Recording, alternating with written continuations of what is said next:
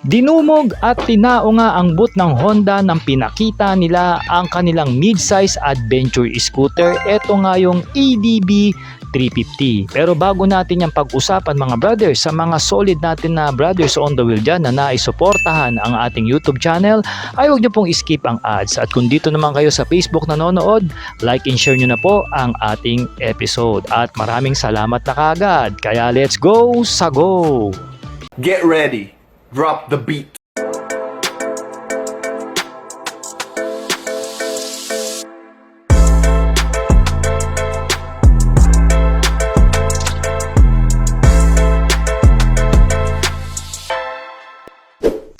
Pagdating nga sa mga adventure scooter mga brothers, Honda na ata ang nakilala sa larangan na yan. Lalo na sa ating nakasanayang ADB 160. Ngunit itong si ADB 350 mga brothers is mas malaki po ang kanyang pangangatawan at iba po ang kanyang itsura. Kaya madi-depreciate nyo siya pagka nakita nyo siya o pag pinagtabi nyo siya sa ADB 160. Pero hindi naman siya lalaki sa kanyang kuya na si ADBX 750 kasi mas malaki na po yung displacement noon, no? So may dalawang kulay po ang inilabas dito ang Honda Philippines. Yan po ang gloss red at ito namang matte dark gray. At comment naman mga brothers kung ano po yung nagustuhan yung kulay sa unit na ito, no? Dito sa harapan mga brothers, meron tayong adjustable dito na windscreen. Clear po yan at meron na pong lettering siya ng Honda sa harapan.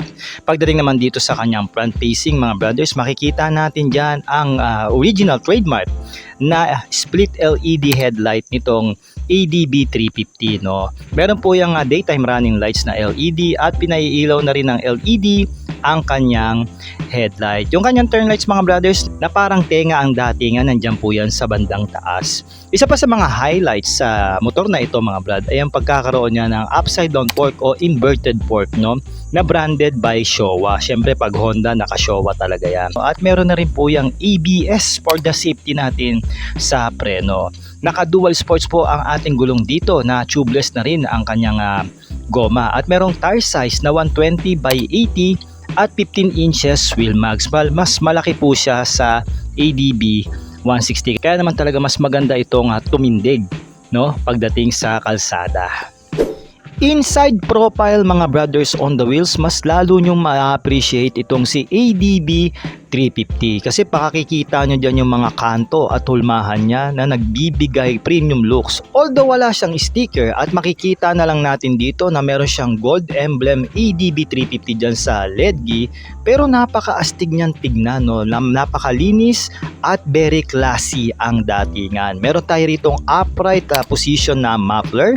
Ayan po, kitang-kita naman natin dito na yung muffler cover niya binalutan na talaga yung mismong tambucho for the safety ng rider at sa magiging angkas nito. Malapad po ang ating espasyo pagdating sa tatapakan ng rider dyan. So pwede po tayo dyan na standard position or cruising or yung tinatawag nating put forward position. At isa pa sa mga nagustuhan ko rito, yung upuan. Very premium po ang pagkaka-design. Maganda na rin ang kanyang lumbar support dito. Talagang suportado yung lower back mo, especially kung may problema ka na sa likod. At malapad yung upuan mga brothers. Kaya naman kahit anong laki mo dito, no, kayang-kaya kang accommodate nitong scooter na ito at kahit pa yung magiging angkas natin, no?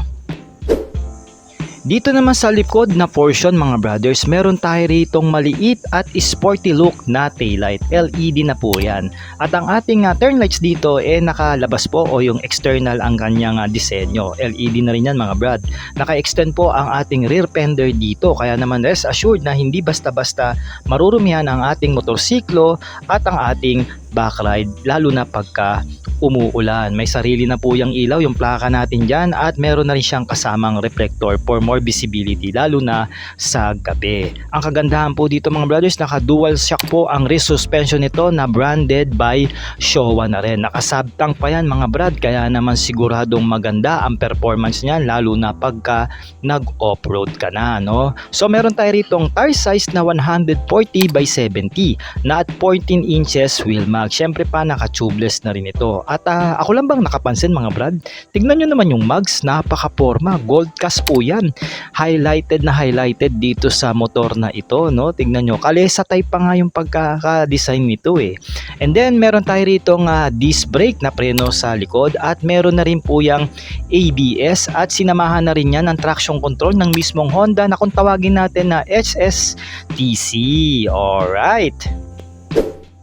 Okay mga brothers, pag-usapan na natin ang kanyang riding ergonomics. Hindi nga tayo nakapag-bike fit dito mga brad kasi sa dami ng tao na kumukuha at sumasakay sa motor na ito. Pero meron siyang seat height mga brothers na pumapalo ng 795mm. Siguro sa tansya ko, mga 5'4" pataas po ang makakapag-manage ng maayos o makakapag-ride ng maayos sa motorsiklong ito. Habang meron naman siyang ground clearance na 145mm na above minimum naman. At pag-uusapan naman natin ng bigat, meron itong timbang na 186 kg in total weight. May kabigatan na rin po siya since nasa 300 pataas na po kasi ang kanyang makina. At syempre pa mga brothers, makakasigurado tayo rito na upright ang ating riding position na makakatulong sa ating long ride at kahit may stuck pa tayo sa traffic na masasabi natin na hindi tayo ganun kapagod pag gamit natin ang motorsiklong ito. At syempre pa meron itong tank capacity mga brothers na lumalaki ng 11.7 liters. At ayon nga sa claim ng Honda, kaya nitong pumalo ng 29 to 30 kilometers per liter in fuel consumption. And again, lagi ko sinasabi, depende po yan sa riding habit nyo, road condition at bigat na ikakarga nyo sa motor na ito. Alright. Okay mga brad, punta tayo sa kanyang cockpit. Siyempre adventure scooter ito, kaya naman ito naka-naked handlebar. Ang gusto ko pa rito, kung nabababaan kayo o nalalayuan kayo sa kanyang manibela, maaari nyo itong bilan ng riser dyan sa Lazada para tumaas pa yung kanyang handlebar at makapagbigay sa inyo ng komportableng riding position. Dito sa gitna mga brad, makikita natin na naka TFT display na po ang kanyang meter panel. Meron tayo dyang RPM, engine temperature, siyempre yung clock niya, speed meter, odometer at mga kung ano-ano pang settings. So meron din itong apps connectivity at meron na rin siyang smartphone voice control ba? Pakaangas Siyempre pa mga brothers, naka-smart key na rin ito for less hassle ng starting natin sa motorsiklo. At nandyan na rin ang kanyang seat button and also fuel button. At hindi rin mawawala ang ating USB charging port kung sakaling magcha-charge tayo ng ating mga gadgets. No? Nandito pa rin yung original trademark ng switches ng Honda pagdating sa kanilang scooter. Ayan, quality po yan at sakto ang ating mga thumb pagdating sa busina at sa hazard switch ng motorsiklo.